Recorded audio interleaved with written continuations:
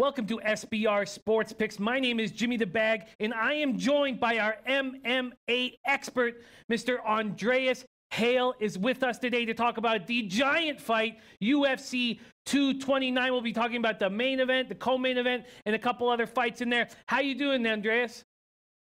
I'm pretty good, man. It's a fight week here in Vegas, so things are ramping up, so I can't complain at all. I am very excited to be getting the chance to do my first video with you. I am a big fan. I am also a big fan of all of the units that you have led my partner Pete Loshak to enjoy. He has had a very, very strong record while working with you, and I'm excited to be here with you. So why don't we get it all started with the big fight, the fight of the year, Khabib versus McGregor. Now, I am not an MMA expert, just a fan, but the way it's been broken down on the Loshak in the Bag show with our resident MMA guys is that the fight will either go one of two ways. Either McGregor will catch Khabib early as he comes in for a takedown like he has every other opponent, and once Khabib feels McGregor's power, it will be all over, and he'll just try to survive until the left hand finds his jaw, or Khabib will avoid that shot, and McGregor never gets up again. And the idea here on our show on Loshak in the Bag is that the under is the play. Can't wait to hear you break down this fight, Andreas. Yeah, so let's talk about it. I mean, we got Khabib versus Conor McGregor, and it's one of those big fights where styles make fights. You have Conor McGregor, a guy who's a striker, a devastating striker at that, puts away opponents at will, spent some time away from the octagon, honed up his boxing skills fighting Floyd Mayweather, coming back after a 2-year layoff to fight Khabib Nurmagomedov, who has never lost before. A grappling giant, the Dagestani, the eagle has landed. He has destroyed everybody he's put in front of him. You can argue that the man's never lost a round. That being said, I don't bet against Conor McGregor. And I have one good reason why. It's because the man does what he says he's going to do. You know, when he fought Jose Aldo, nobody picked him to beat Jose Aldo. He knocked him out in 13 seconds. He jumped up 2 weight classes, dared to be great against Nate Diaz. He lost the first time, but he came back around out of his natural weight class and beat him the second time. Here's what I think.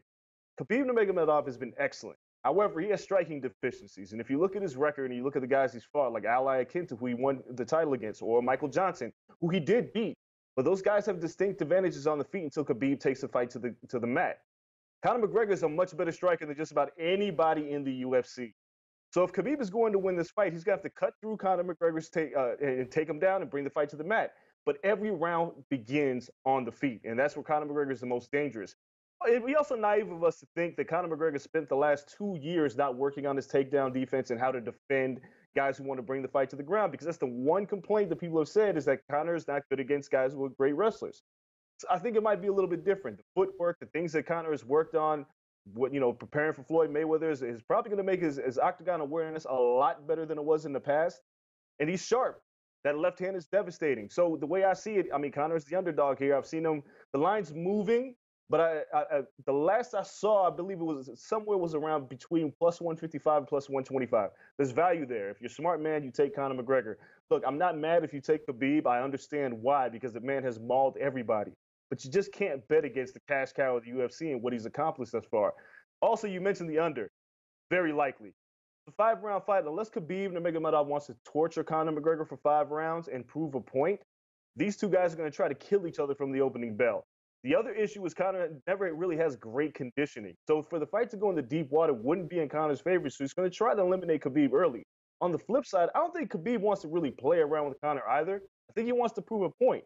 If he finds it easy, maybe they'll go over, but the line is trending towards the under, and that's the best way to go. So if you're going to make 2 picks here, and these are mine, I'm going to go with Conor McGregor at wherever he's at, the plus 155, plus 125. I would dare to say that it's going to close even lower than that. And I take the under, which I've seen somewhere around minus 130.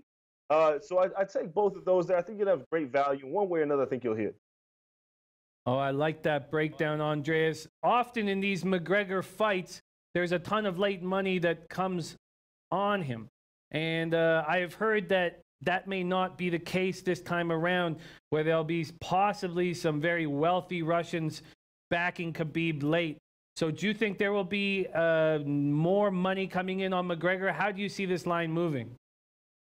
That's an interesting one because, fight weeks in Vegas, it gets pretty interesting because the Irish come to town. They just throw money at Conor McGregor. If you look at the Floyd Mayweather fight, That line was ridiculous. There's no way in hell that Conor McGregor should have been as narrow as an underdog as he was against the greatest pound-for-pound fighter of our generation. But he was, and the line kept trending that way.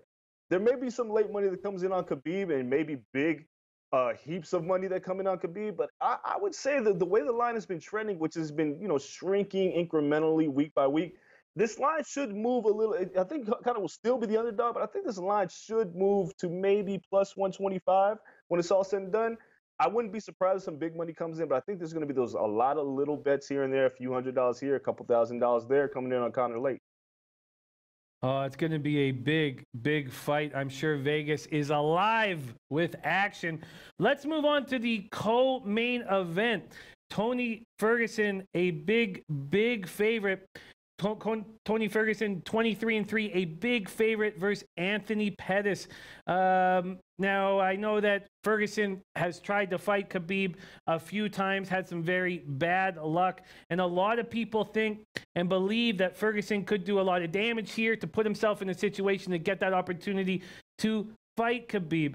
However, this current line, and it was at minus 315, I mean, hard to make money in that situation. Tony Ferguson versus Anthony Pettis, 155 pounds, co-main event. What are you thinking here, Andreas?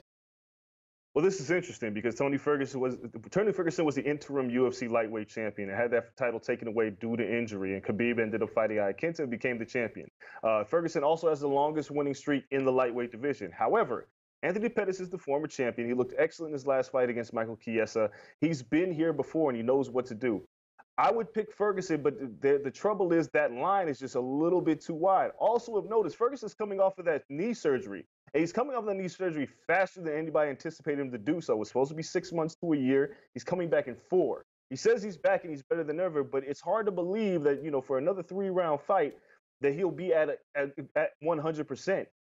I have to stay away from this because I like Ferguson a lot. His style is a little wild and reckless. He does a lot of crazy things in the octagon. He gets submissions and knockouts. He does all the right things. But the line, plus that knee surgery, plus the fact that he's facing a rejuvenated Anthony Pettis, who may be the best Anthony Pettis we've seen in a long time, makes me want to stay away. I would lean towards Pettis because there's a lot of value in that line. He could surprise somebody. But I have to stay away. It's just a little too wide. I don't know what I'm getting out of Tony Ferguson, and I kind of don't know what I'm getting Anthony Pettis. He beat Michael Chiesa, but he struggled lately. Since he's lost the title, he's had an identity crisis trying to figure out who he is as a fighter. So these two guys make for a great fight, but it's your best bet probably to sit back and watch. Yeah, and Anna Merrick, who is our big MMA guy on the Low Bag Show, feels quite a bit like you do and says at the current line, I'd say it's either the dog or pass. But a very exciting co-main event. Ferguson hoping to get back to an opportunity to fight Khabib. Let's keep rolling. We're going to move to Derrick Lewis at Alexander Volkov. Volkov on a rampage, right? Riding a 6-fight winning streak, looking very, very tough. And Lewis just grinded out a decision against Francis Ngannou. Here in this fight, the sentiment is that one of these guys will be going out on a stretcher. And in a situation like this, why not take the dog? Derrick Lewis at plus 150, 20-5 versus Alexander Volkov, minus 185, 30-6, 265 pounds. What do you think here, Derrick Lewis versus Alexander Volkov? Oh, man, you nailed it. I mean, we're looking at heavyweights where one punch can change the entire fight. So two guys who like to knock people off. I know we talk a lot about Volkov and his winning streak, but if you look at it, it's really not that special. He struggled back when he was in Bellator and he lost to a guy like Czech Congo, and he's come to the UFC and he's looked good.